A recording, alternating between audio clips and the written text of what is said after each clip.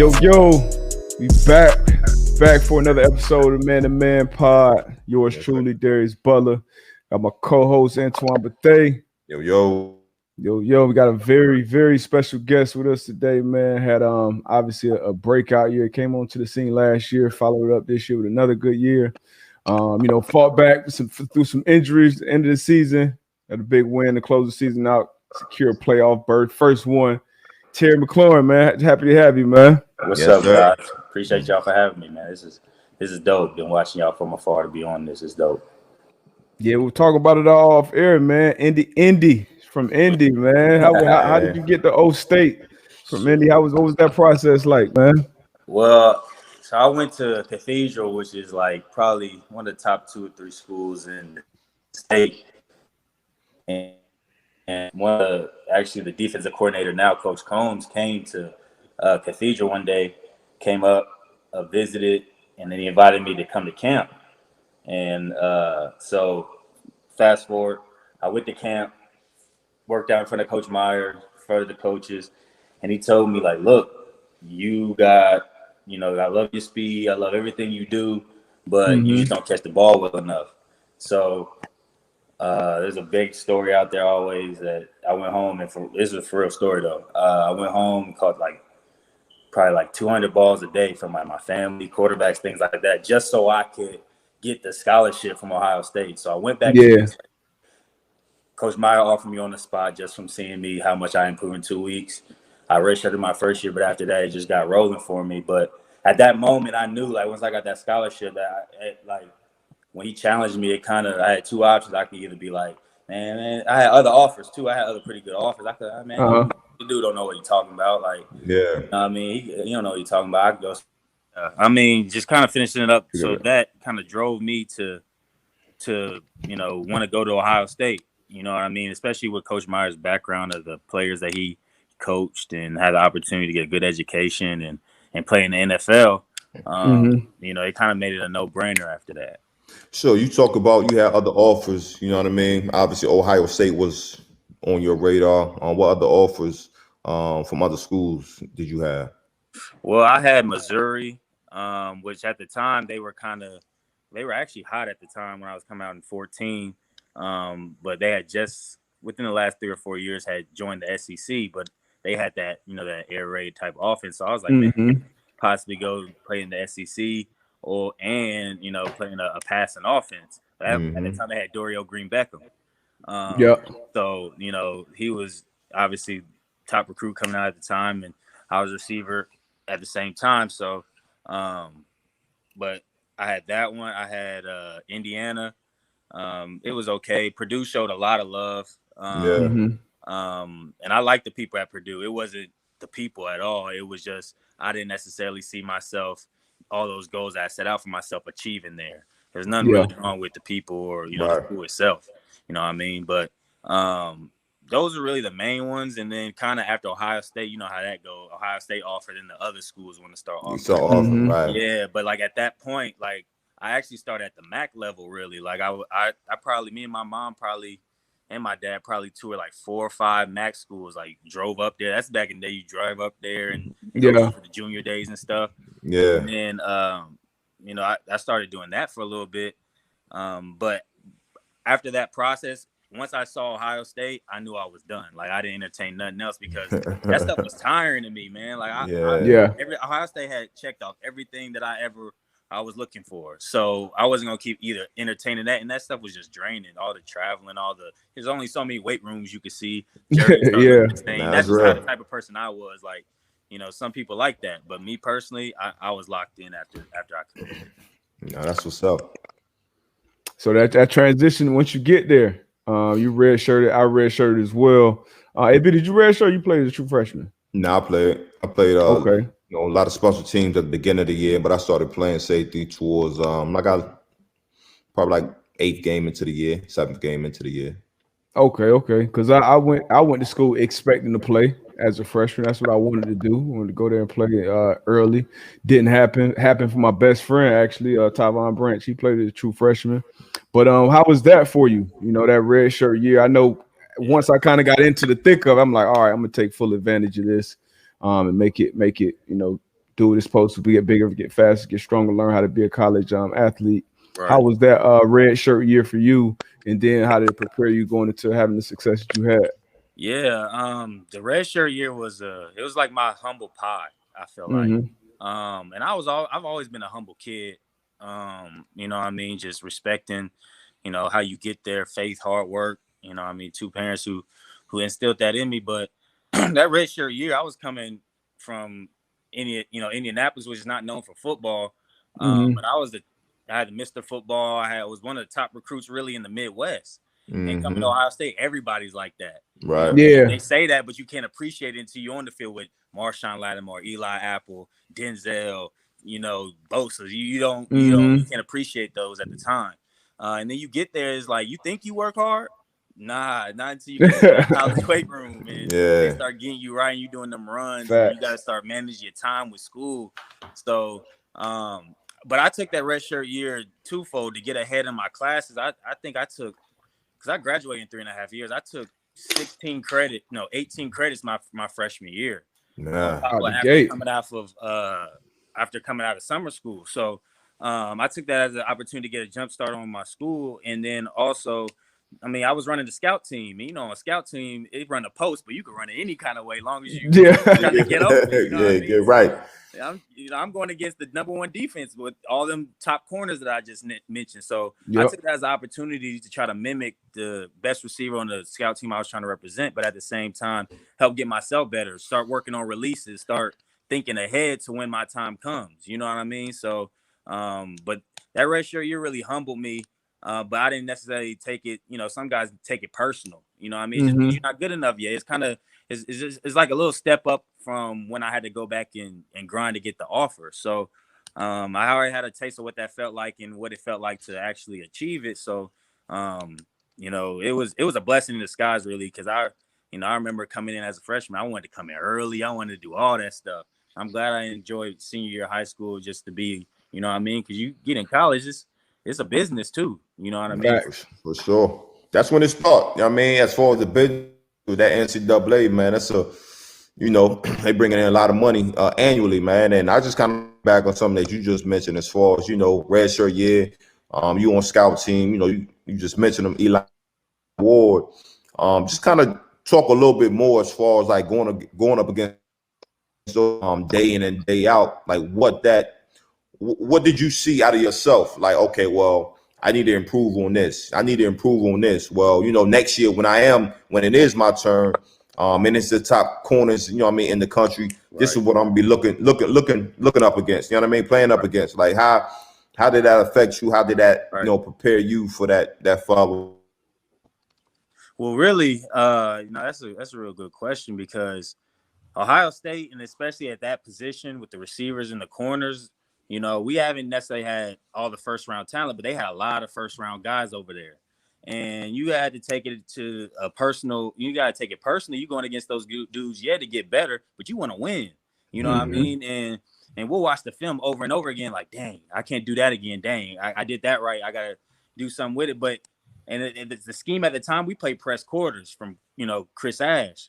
So it was bump and run all day at practice, one-on-ones to 7-on-7 to team, all that. So I mean, you was gonna get exposed, you know what I mean? So it really came down to were you invested enough to see some of the things you did well, but able to be able to take coaching, come back and coach yourself, and win the next day. Because you didn't want to be that dude. Our coaches, how Coach Meyer mandated, you didn't want to be that dude with a losing record. We put a record on all the one-on-ones, and we ranked the corners. We ranked the corners, and in our opinion, who's the best. And so one to get more points than the other. And you want to, you don't want to be 5-11. You know what I mean? So at the end of the day, I feel like that's what really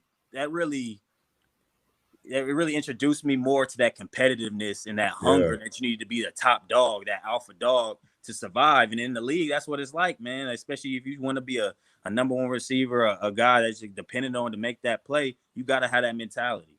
And I feel like Ohio State and those matchups really prepared me for that stuff. Yeah. We had so obviously you had a Standout came out standout rookie year and played well early out the gate. And we had Plaxico Burrs who came on a few episodes ago, and he was talking about just how hard that transition was for him and how he had to learn how to beat, man coverage and create separation, down after down after down. And obviously you can see that preparation you had on the college level helped you on the pro level. What else was it that helped you, I guess, succeed so early on the NFL level? Because going from the Big Ten, you're gonna see some good corners, good competition, but it's not NFL guys every down every week. Right. Like how does that transition? How would you so good so early? Well, I appreciate that, first of all, but I think Ohio State prepared me, but even the top schools can't prepare you for the NFL. Yeah. Now it's like high school to college. Now from college, now those were all Americans. Those are all top dudes on their teams, and in the country. So you got to be able to excel at what you do well. You got to be open to coaching. You got to be humble enough to know you don't know it all, and just grind, man. Like you got to treat it like a job. You got to want it that bad. Like you can't enjoy all the perks that come with football and not love the football. You know what I mean? Yeah. At the end of the day, that's just how personally I feel. That's and real. the mentality I was coming in with, because if people kind of forget, I wasn't really seen as a receiver coming into the league. I was seen as a really good special teams dude. You know what I mean? I was seen as a special teams ace, top of the draft boards and special teams. But people saw me as a guy who could possibly develop into a receiver. And I was humble enough to, accept that if that was my foot in the door in the league, I was gonna kick the door down and that was gonna be my opportunity in. But I always knew I had the capabilities of being a pretty good receiver. At Ohio State, I played my role great. And there's, at Ohio State, there's only one ball that could go around. I loved it there. But once I got my opportunity from the Senior Bowl and other opportunities to showcase myself as a receiver, I was going to do that. So, coming in camp, I came in humble enough to be like, look, I'm going to be on all these special teams. And as soon as I get my opportunities, whether it's with the 2s, 3s, and when I finally started getting those 1 reps, I was going to make them count.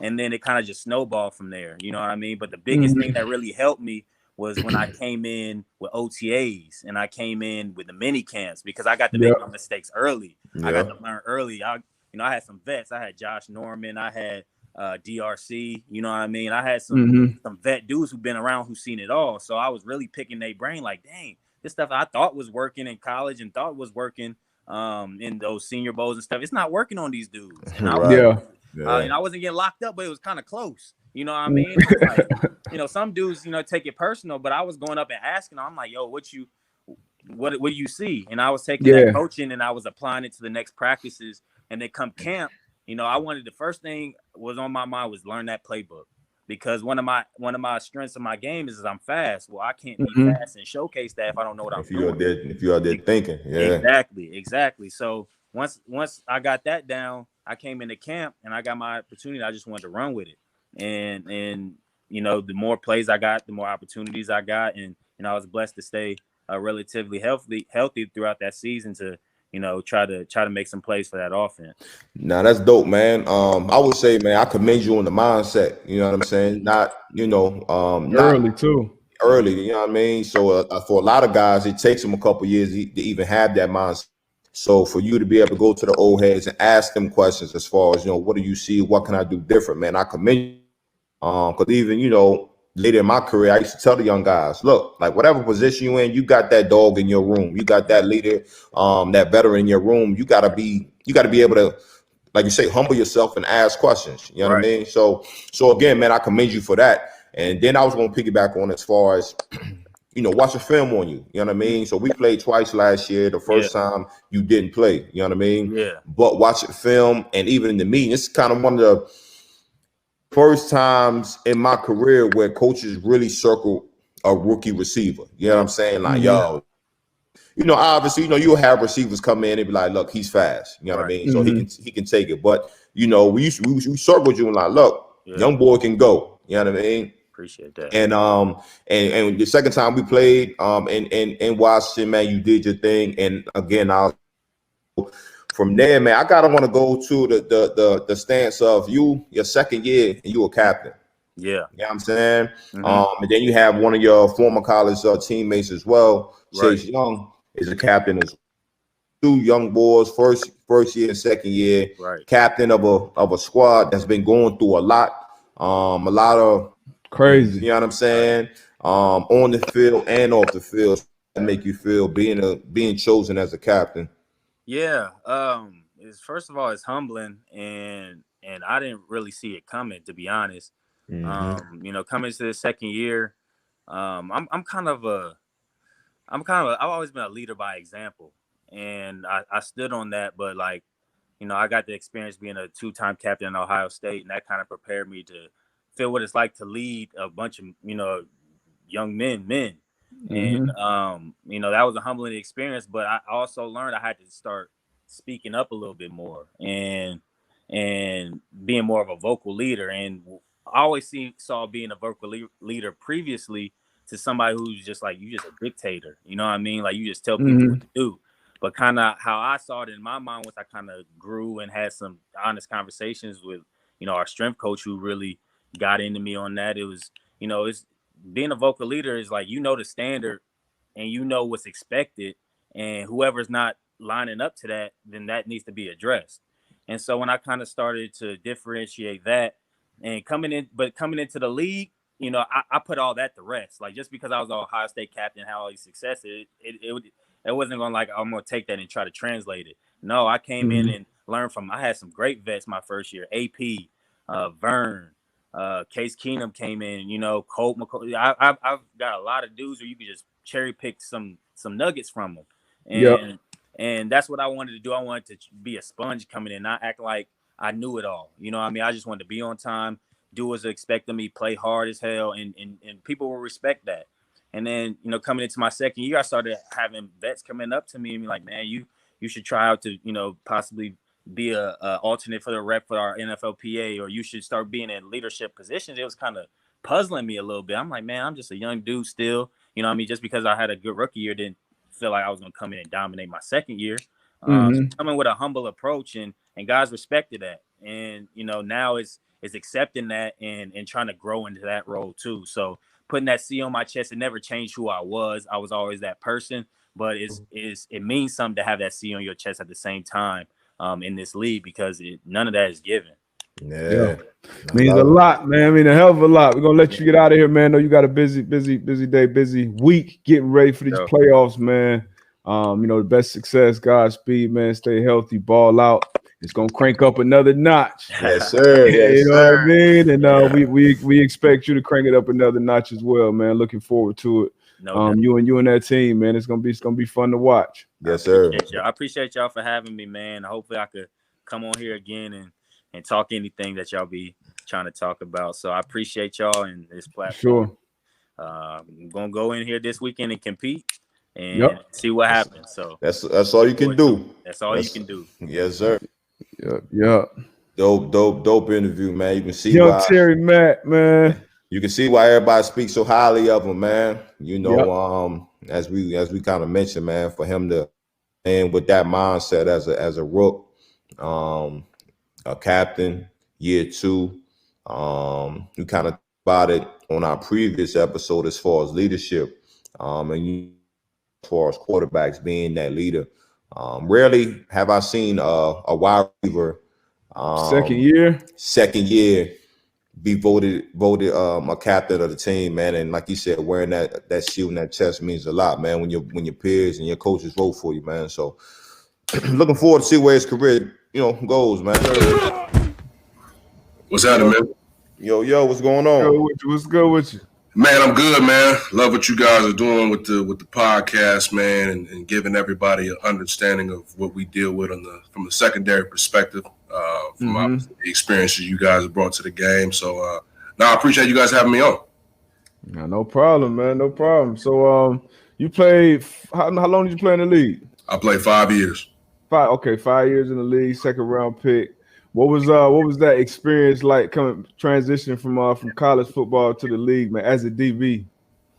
You know what? It was it was kind of a whirlwind, because my career at Boise State, I was a corner all the years until my senior year, and I played safety, and then getting drafted as a safety and playing behind Daniel Bullocks, who ended up getting hurt in a preseason game, and the next thing you know, I was a rookie starter in the National Football League. And so, you deal with that, and have some ups, have some downs. And then my second year, I broke a bone in my neck, so I had a significant kind of like started up here, started as an NFL starter, and then had the injury.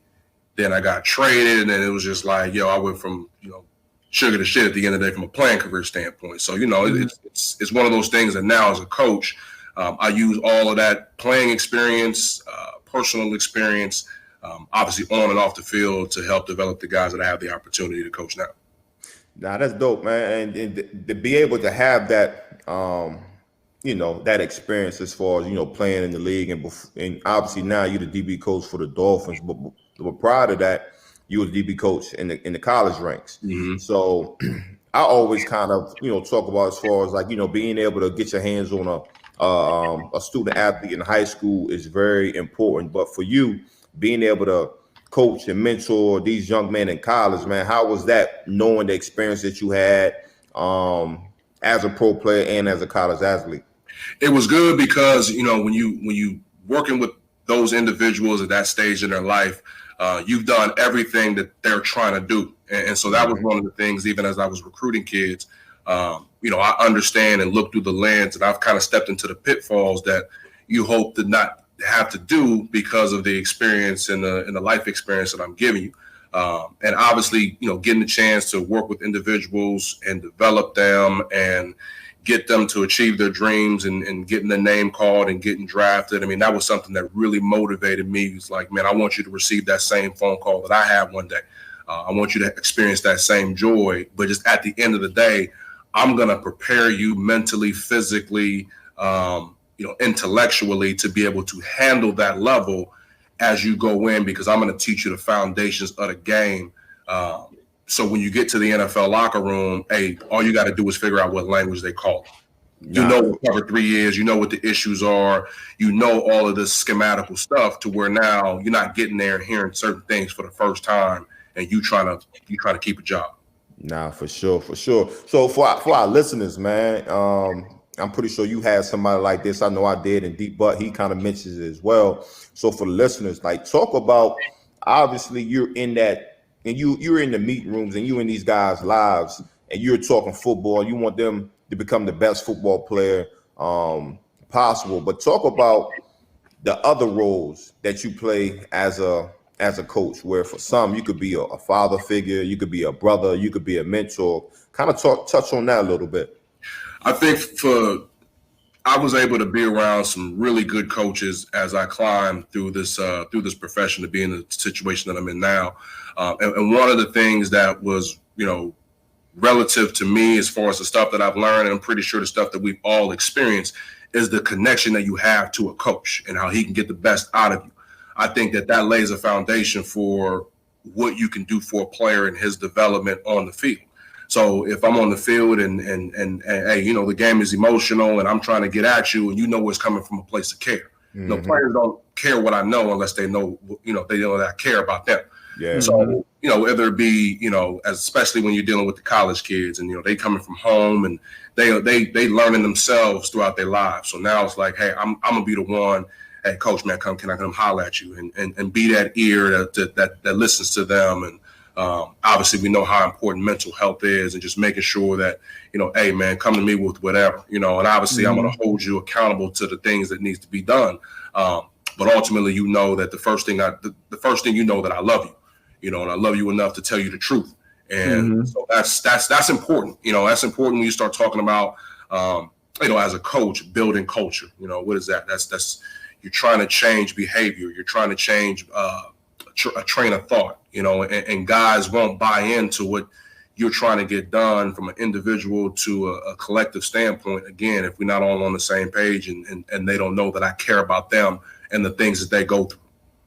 Okay. That's what's up. That's deep right there. So you done been obviously a player in college, player in the pros, a coach in college, coach in the pros. We were just talking before you got on about Urban Meyer getting hired in Jacksonville. So what's it like from your perspective and just from a coaching perspective overall, dealing with a room full of college kids, you know, a roster full of college kids, and then a roster full of, you know, grown men? What's the biggest difference? I think the biggest difference, I mean, here's what I would say. The similarities are players just want to have great information that can help them become better. The difference between obviously your college kid and your professional is really the level of commitment. You know, not everybody in college is committed to doing the necessary things like, you know, a pro guy is. I mean, obviously a pro guy, man, he's there to feed his family. Everybody wants to be the starter and do all of that, but not everybody in college. I mean, some guys get the scholarship and, you know, hey, it's not working out for them and they're good. You know, they're good with that. Good with whatever, you know, they need to do to make sure that they're on the roster and they're getting the books paid for. But as far as just what's the major difference, you know, coaching college kids versus coaching professionals, I look at it relatively the same. You know, what you can't assume, and this is one thing that I learned in my transition, being a pro coach is, you know, you cannot assume just because you're dealing with an Xavier Howard or Byron Jones, you can assume that, hey, they got it. That's the worst thing that you can do as a coach, you know. And again, it's teaching a college player, teaching a high school kid, hey, cover three and break it all the way down to the four underneath, 3 deep, what that means, how that gets attacked is the same thing that I got to do with the group that I'm currently coaching, you know, and never assume because things come up. And as we know, you got to have the consistency and the detail, especially at this level, because that's the difference. Yep. And so, again, players just want good information that's going to help them. And, you know, you talk about Urban Meyer. I mean, he's going to be doing the same thing. Urban is a leader. He's led everywhere he's gone. And it's not going to be any different than what he's trying to get done with his process in Jacksonville. It's just going to be a different level of athlete that he's working with. Nah, it's real that what you just said as far as that you can't assume. And I think that the great defensive back coaches and just the great coaches I've been around in general, they have that same, that same thought process. And it was funny for me one year, as DBs, you would get together at somebody's crib and you'll watch film, you'll break down film, and we just got to talking ball. And one of our he was a starting DB at the time. He was a rookie. A big time player was like, I can't read 3-step. And this is like halfway through the year where like through OTAs and everything, coach is talking about, look, we got to read 3-step. We got to read 3-step. And for me, I kind of took it for granted just because in college I was taught how to read 3-step. Yeah. So for you to make that comment, it's like, that was the first thing that came off, like that rung a bell in my head was like, man, I remember young boy was struggling out there, like, because his whole college career was like all press for him. Yeah. So he didn't play off coverage. He didn't have to read the 3-step. He didn't have to have his eyes transition to the receiver. So for him, it was all bump and run. I'm the best corner out here. I'm gonna follow the best receiver, take this receiver out of the game. So that's dope. And for obviously for the coaches that's listening, that's one nugget you could take. Like never assume. That's something you can't take for granted as a coach. And you can have the assumption, especially when you're a college coach making the transition to the league. And you can just say, hey, assume that, these guys got that. I don't need to cover that. I don't need to go into great detail with, 3-step you'd be surprised, especially with some of the college kids and where they come from. Not everybody comes from a good, even though it might be a big school, it might not be great coaching there. That's just the facts. And so when you get them and even the guys that are currently here, that have played in the NFL and have years and have had, great careers and great starts to their careers, as a coach, you got to break it all the way back down. And say, hey, well, I assume since you're at this level, you know how to tackle. Well, damn it, we're going to cover tackling. We're going to talk about body position and, getting off of blocks and making sure that you got the proper leverage on the ball carrier and, all of that, break it all the way down. And that's an annual deal, So when we get back into the lab and we get a chance to work with our players again with the 21 season, we're going back to the foundation of football 101, and I could never assume. Here's a great story. So when I first got the job, obviously, life changed for everybody, right? So we're doing Zoom meetings. We're not doing OTAs or anything like that. So, and I've done this over the course of time in my coaching career, and it's kind of more of a training camp deal. But I mean, when you're having Zoom meetings every day in April, it's kind of hard to continue to keep the attention of the players. So, I usually do this Jeopardy deal, so I have like the the sections, just like Jeopardy, hey, football 101, NFL history, so I got these categories. And so the final Jeopardy question, right? So it got competitive, guys liked it, and it was all of that. So I said the final Jeopardy question, and was like, how many referees are on the field in an NFL game, right? How many referees? So both teams got it wrong. They said like 7. There's 7 referees. Yeah. I said, no, man, there's 1 referee. All the rest of those guys, they're officials. Officials, right? 1 referee. And so it's like little things like that. And again, that's obviously extreme, but hey, how many guys got to be on the line of scrimmage in order for a formation to be legal? How wide is the field? How long is the field? How many yards are between the hashes? And just again, it's just teaching the game, but it's not assuming. And hopefully, as you build the curriculum, and then you're talking about the details of defense, again, as a coach, you can never assume and take those opportunities for teaching for granted. Yeah, I've only been in one place where I had to learn those things. The length of the field between the hashes, that was New England. So obviously, where this, where Flo came from. Flo, yeah. Yeah, I mean, I think it's, when you have an opportunity to teach the game, and then obviously you can build off the foundation, then you understand, all right, this is where certain concepts are going to be attacked. And this is how, this is where the slot curl defender in cover 2 is supposed to be. And that's where they're going to attack you and all of that. And so, again, it's just laying the foundation of the game. And again, never assume, because all these individuals are coming from different colleges and they're growing into the league. And again, you can assume that they know, but a lot of the times if you ask them, they don't. Yeah, that's for sure. Did you know when you were playing that you would want to get into coaching after? You know what? I didn't. I kind of thought about it. I asked questions, especially towards the end of my career, like, hey, how did you know if you wanted to get into coaching? What's the difference between the college game and the pro game? And when I really found out that I wanted to do it, I either wanted to do kind of what you guys are doing. Obviously, this is a different platform, do some TV stuff, or possibly coach. I knew what I wanted to coach when I was going, would have been my 6th year in the league. I was out, trying to get back in, doing the free agent hustle. And I ended up volunteering at my high school in California. And I'm thinking like, okay, I went to a game that Friday night. I'm like, well, maybe I come out here and help the kids. I mean, hell, there's only so much time I can do working out and staying in shape throughout the day. Go over there, do some individual, help the kids out, whatever. And went out there and really kind of poured into it. I mean, next thing I know, I'm helping game plan and all of that stuff. I'm working day to day with and it's what I look forward to every day, working out and doing the coaching stuff. But I knew this is exactly what I wanted to do.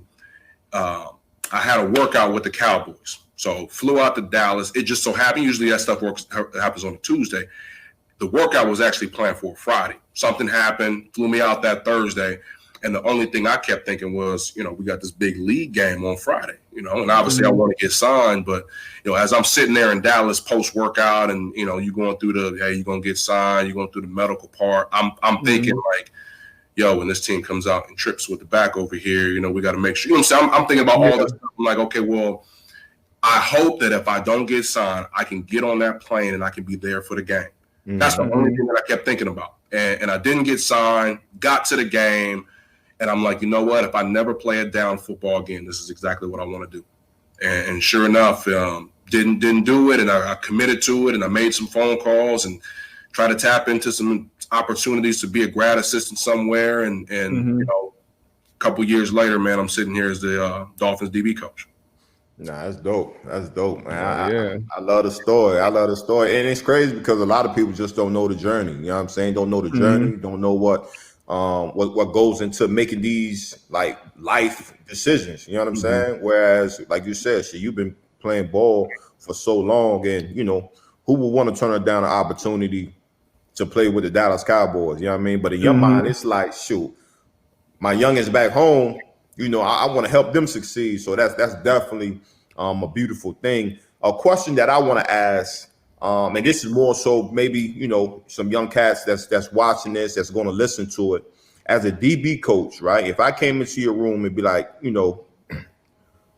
Coach GA, I want you to help me break down this film from a DB standpoint. Like, what would be like your 3 to 5 things you would tell me to help me understand the game as I'm sitting there critiquing and breaking down film? And let's talk about a safety. All right. So, if that's the case, the first thing I would say is, understanding personnel. Who's on the field? How are they trying to, block up, what are your keys? What are you looking at? What is the offensive line's mannerisms? Let's say, hey, we're talking about 3 deep and you're the edge defender, and how you gonna set the edge, or how you gonna read the difference between play action and run game and just regular, high hat, low hat. Okay, now let's talk about a week of preparation. All right, let's look at all the first and second downs. Let's look at the runs. Let's look at the play action passes. Let's insert yourself into the tape with certain calls. Hey, you would be in this position, so look at this, because that's what you're going to be looking at on Sunday. And not try to know everything that they're going to do and say, when they're in this formation, and then sometimes that works, but at the end of the day, hey man, it's a rules ball game. And as far as the safety is concerned, you obviously are the primary communicator, at least in our defense, you are. Right. I got to know the next step before the next step even happens. So as I'm watching the film, hey, when this guy moves, does that change our call? Does that change our alignment? Go through the mechanics of that.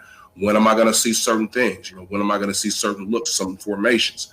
All right. Now, again, the NFL is a people business. Okay. When they put this guy, how are they trying to get this guy the ball? If he's in this spot, if he's the receiver and he's at the number 3 inside, all right, there's a reason why he's there. Yeah. Figure out why he's there. And again, does it directly affect you? If it directly affects you, how are you going to make sure that you recognize that, or we communicate that, and we get ourselves in a good position to succeed on that down? But again, I wouldn't say go in there and try to learn it all. Learn exactly what pertains to you.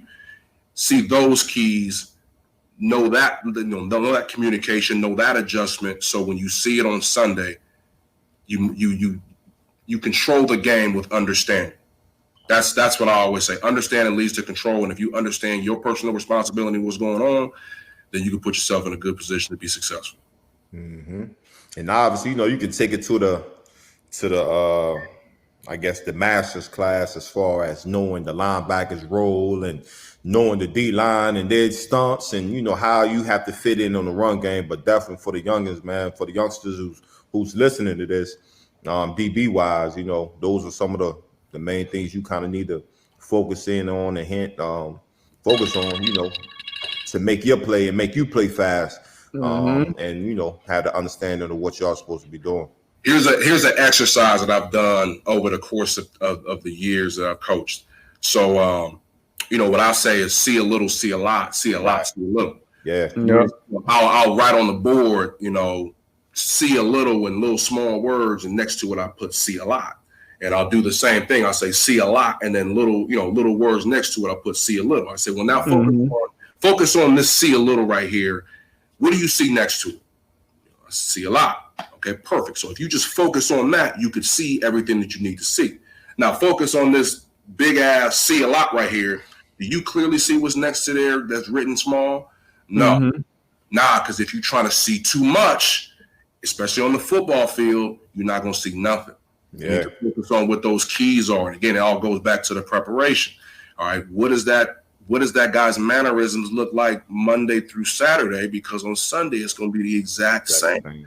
And now you can go from this key to your second key, and now you can play fast versus trying to see too much. And obviously with teams like the Rams and, everybody with this pre-snap movement and motions and stuff like that, all this doing is testing your eye discipline. I understand what that means to you and how that could adjust, but you got to make sure that your key is where it needs to be.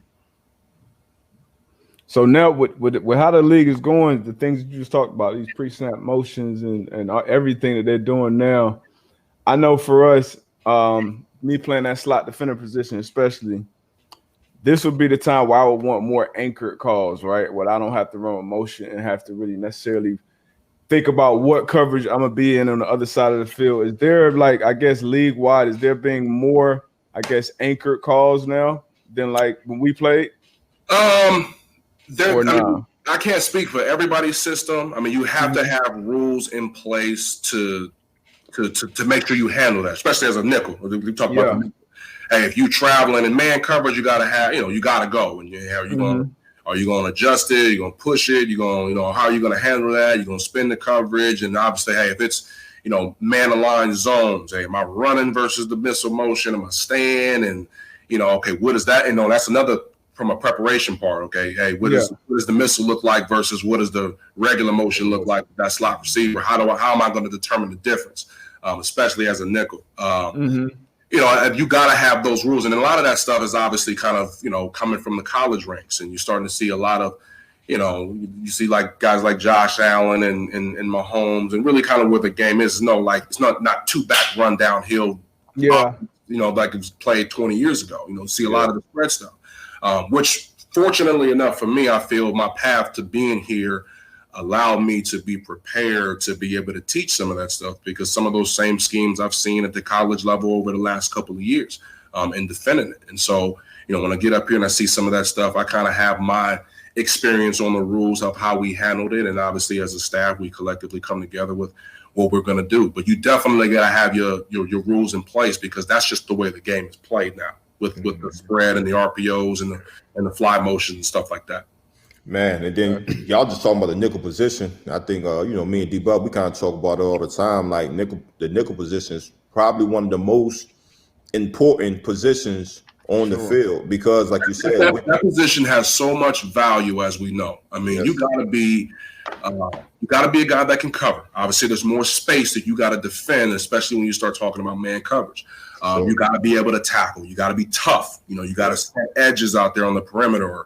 You gotta defeat blocks. I mean, you're gonna have guards and guys pulling on you, and you gotta be strong enough to set an edge, or savvy enough to be able to slip a block and make a play. You're gonna be asked to blitz. You're gonna be asked to play zones.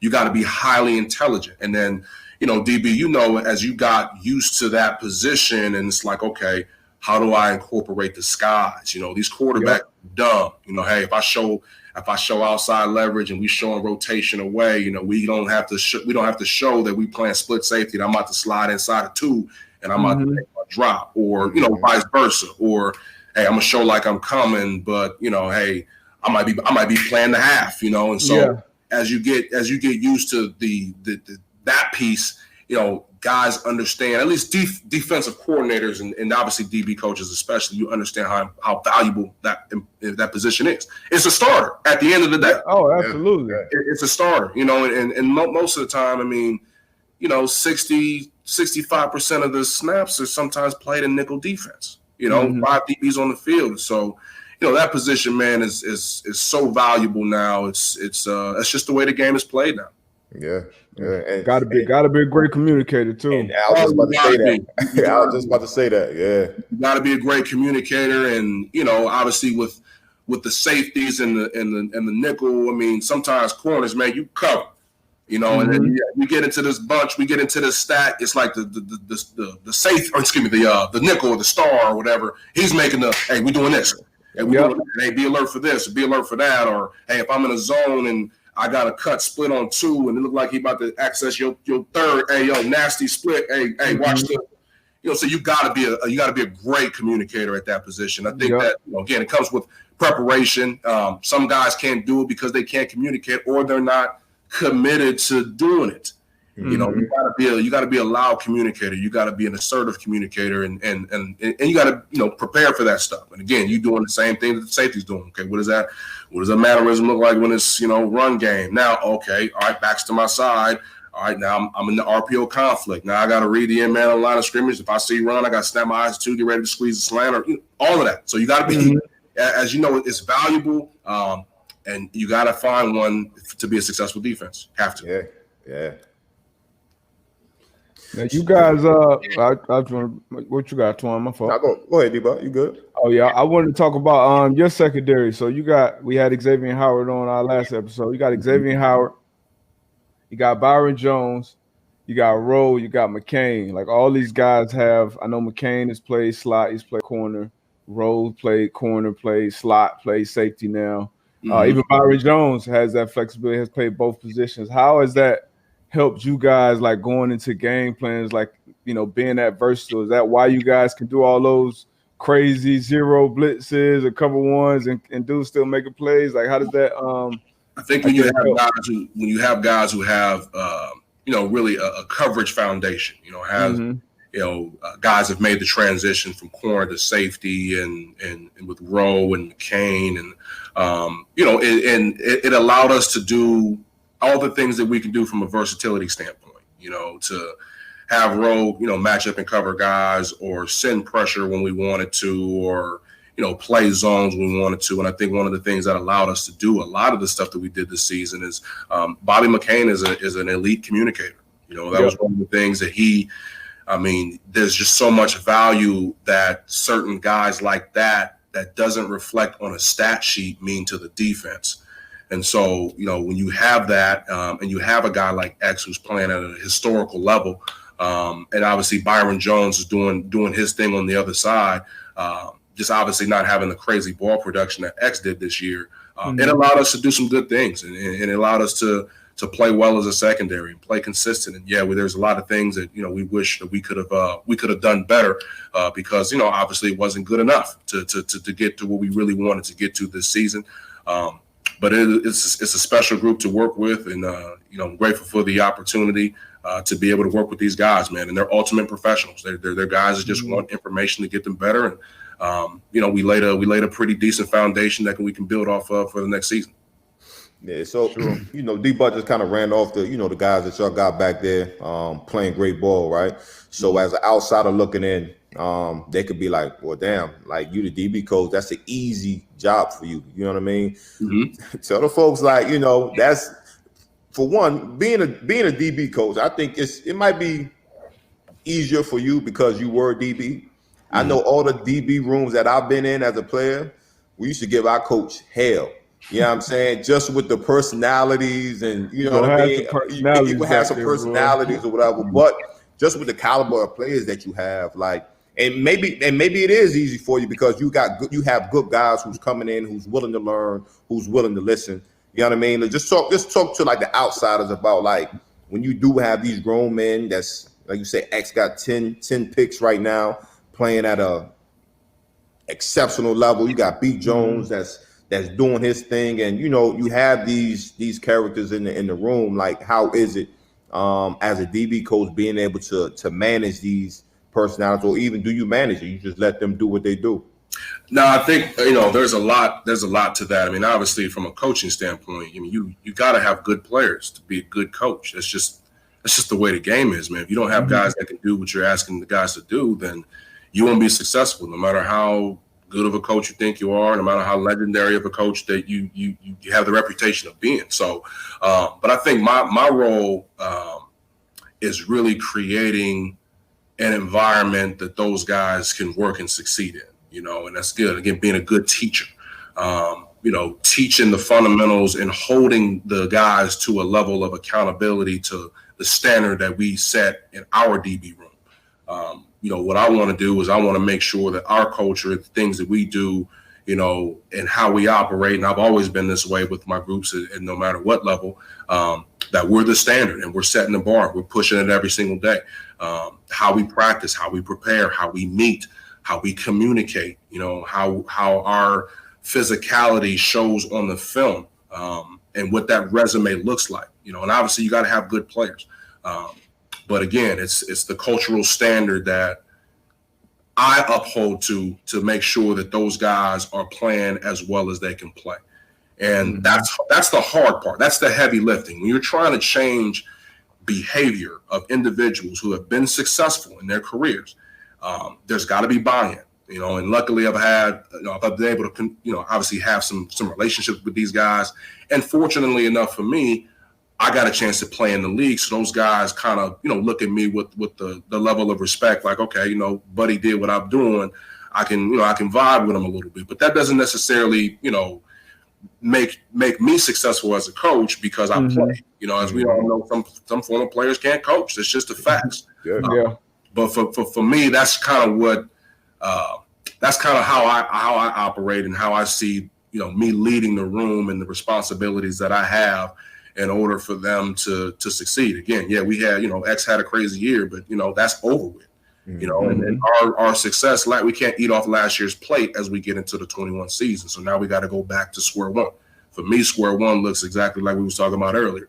Football 1-on-1. Let's teach the game. Let's push the envelope. Hey, these details that we may have talked about last year, they weren't consistently executed enough for us to get our ultimate goal. So we got to go back. We got to push it forward. We got to push the envelope some more. We got to run harder to the ball. We got to attack the ball even harder. We got to practice even harder. We got to do things even harder.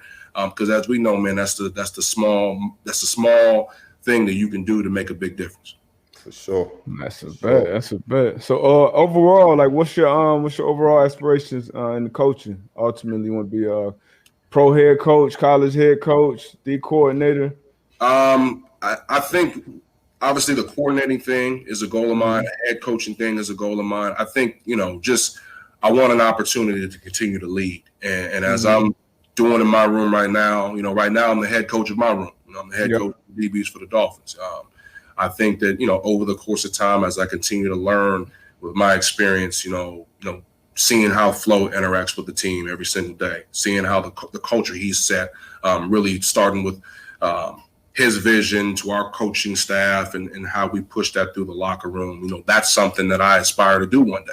And it's an inspiration to me to work for Coach Flo to see a black man leading the team in the NFL. How unique that opportunity is. And so I'm able to be inspired by his interaction with the team every single day and be like, I want that to be me one day. So those are my goals. And that's not to say that I'm focused on them all the time. Right now, I'm just focused on being, a good DB coach for the Dolphins. Getting these guys to play at an even higher level. Let's take the next step, whatever that looks like, but let's take the next step in what we can do as a secondary for our defense, for our organization to hopefully get into the tournament next year and see what happens. Nah, that's dope, man. You just talking about Coach Flo, man. We got a question, man. He's a faithful of ours. Please give your thoughts on Brian Flores getting fiery and passionate against the Bengals in that scuffle. I mean, I think that you look at the situation that happened when you got a guy who got smoked twice by a gunner early. And, again, our job as coaches is to love our players and their job as players are to love each other. And if we build off of that foundation, man, then you can have a pretty special culture and a pretty special team. And so when you see, you see a teammate or you see somebody, who's getting a cheap shot, I'm pretty sure, tempers flared up and he might have had an out-of-body experience right there, but it was based on his care for an individual that was on his team. And so, that's what happened. I stayed my ass on the sideline. I'm looking for the personnel, and it's like, I don't even know the rules, but they ain't on tape. He ain't trying to get that FedEx. Man, get me on tape, man. Wife gonna be mad about that, man. Calm your nerve. I already know. Man, we're gonna let you go in a couple of minutes, man. Who are with the teams that's left? Who you think got the best chance of making that run, man? I think it's important, as we all know, that you got to be playing some really good football at this time of the year. Things, no matter how you started, it matters how you're playing right now. And I would say just, the way the Bills have been playing, as of late, they just got something going. You can just see it. We saw it in our last game. They're playing at a high level. They're playing at a high level. They set themselves up to be able to obviously do some things at home and have to maybe go on the road once. Obviously, when you're playing this time of year, you're playing the elite teams. So I would not be surprised to see them accomplish the things that they probably set out as a team just because of the way that they're playing. And again, we know game day is at 60 minutes is all that matters. And if you're not playing well that day, it's over. Just playoffs work, but it'll be interesting to see how this thing plays itself out as it continues to go. Wow. Gotcha. So you and D Butt saying the same thing, the Bills. Yeah, man. Bills look good, man. Josh Allen look good right now. Playing well. They're playing well. Offensively, they're playing well. Defensively, they're playing well. Obviously, it's a different challenge when you're playing against Lamar and the versatility that offense creates, whether it be through the air or especially on the ground. But we'll see, man. That's the beauty about the NFL, especially this time of year, man. It's the best reality TV show that's going. Nah, Yep. Yeah, that's for sure. Man, GA, man, we definitely appreciate you, man, stopping by, man, talking ball, man. Definitely got to have you on, man. Again, keep doing God's work out here, man. Let this be a beautiful game. Nah, man, sure. We're gonna enjoy continue to watch your success, man. Keep it up, man. I know you're an inspiration to a lot of people. Appreciate you, bro. Man. Appreciate that. Sir. Appreciate you, fellas. All right, man. Yes, sir.